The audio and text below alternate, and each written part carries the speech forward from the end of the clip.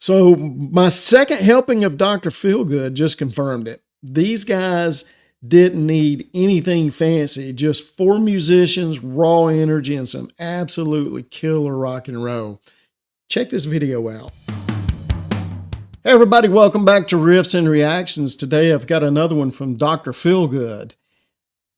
This is going back home. This is live at the Southend Kursaal Theater. And this is a super thanks request from Nick Little. So Nick, thank you so much. I've got to say, so I've done one other Dr. Feelgood song. The response was through the roof.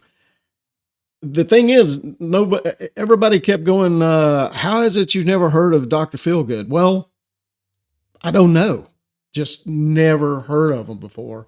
Now, keep in mind, too, when they were popular in the mid-'70s, I was 8, 9, 10 years old, too. So, yeah, okay, I missed them, right? But I would have thought somewhere along the line in the 80s, somebody would have said, hey, man, check this out. But it just never happened. Anyway, let's jump into it. This band is friggin' awesome, okay? What a cool venue.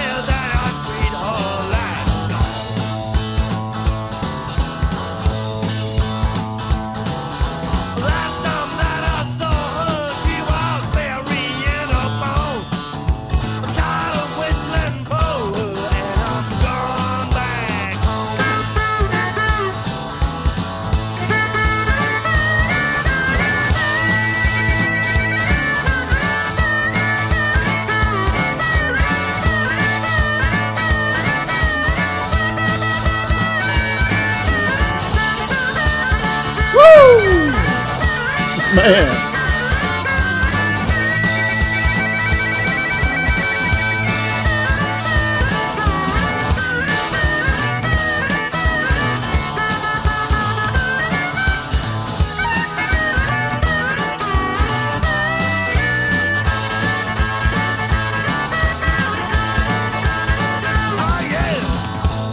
I wasn't about to stop this in the middle of that harmonica solo. That was friggin' awesome. So this band's just, I mean, they're just so good. I mean, this, you know, the last song I did was, you know, a lot of people said, well, that's kind of the precursor to punk. This is just more just straightforward rock and roll right here for sure. And, I've gotten such a history lesson on this band since the first video, like Wilko and his cancer and leaving the band, all the different things, being in Game of Thrones and the white suit. I understand that white suit it is pretty nasty in this. It seems like I think he wears the white suit all the time. But man, this is just a great rock and roll band. The other thing I noticed too, I'm asking this out loud, if you know in the comments. So the way Wilko, and I'm sorry, I haven't remembered all the band members' name. Wilko, I definitely remember because he really stood out the way he plays guitar with the claw style. The bass player, the way they're walking back and forth, to the front of the stage, right? In unison like that. It reminds me of another band that are actually from Australia, actually AC/DC. When Malcolm Young and gosh, I can't think of the bass player, they do that. They'll walk up to the stage, but to sing, and then they go back to the back. But it's kind of the same motion. I'm sure that's not where it came from, but kind of looks like it. Anyway, listen, awesome song. I'm going to back this up. I want to hear that harmonica solo again, and because they're rocking. Let's see if I can find the right spot. All right. He's still blowing on that harp. Okay. All right, we're going to start it right here.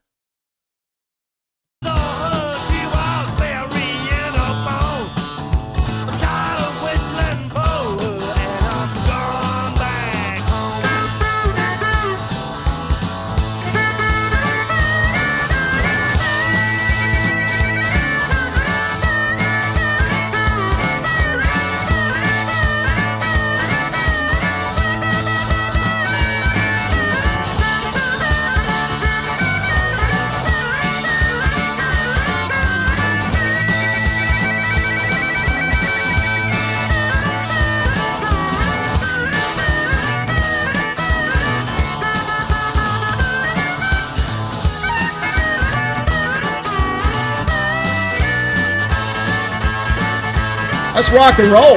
That's just rock and roll.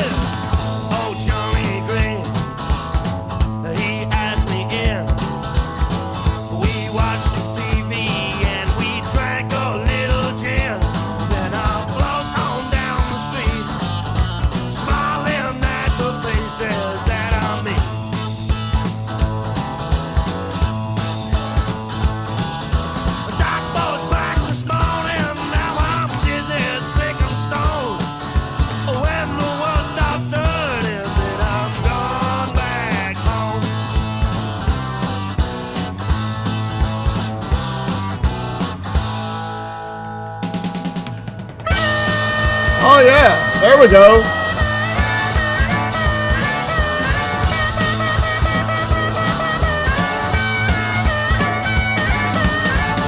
They finally cut Wilko loose.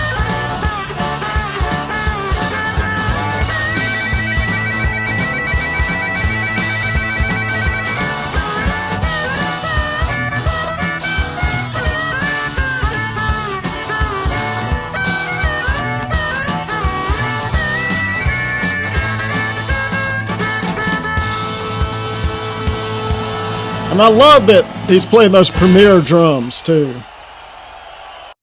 That was Dr. Feelgood performing Going Back Home, and that was live at Kursaal in Southend, which I think in the introductions I got that wrong, but that's what I had written down.